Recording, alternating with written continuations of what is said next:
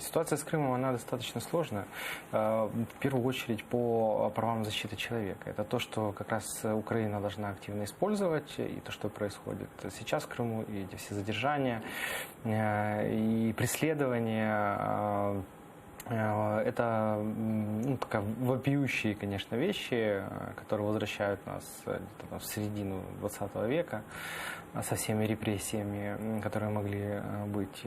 И на это очень остро реагируют наши западные партнеры. То есть в этом есть большой плюс, и мы должны это активно использовать и помогать крымчанам. А Российская Федерация, у нее, безусловно, она рассматривает Крым в первую очередь как очень удачную военную базу.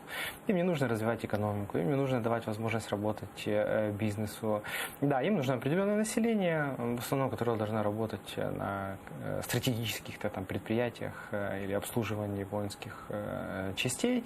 Но для того, чтобы там курорт, там люди приезжали, отдыхали, возможно, да, это будут там офицеры, их семьи и так далее. Но в целом перспективы развития у Крыма, как у большой, огромной рекреационной зоны, которая имеет огромный потенциал оздоравливания, не просто там красивых отелей, как в Турции, допустим, а как раз оздоравливание, это могла быть основная такая фишка, но об этом абсолютно не приходится. И мы слышали, как предыдущие тоже включения были, рассказывали о катастрофической ситуации с бизнесом. Да, действительно, с одной стороны, там бизнес и не нужен, с другой стороны, малый и средний бизнес – это всегда двигатель демократии. А какая же демократия может быть в Российской Федерации? Там все достаточно жестко, а тем более в Крыму. Крым неблагонадежный для россиян.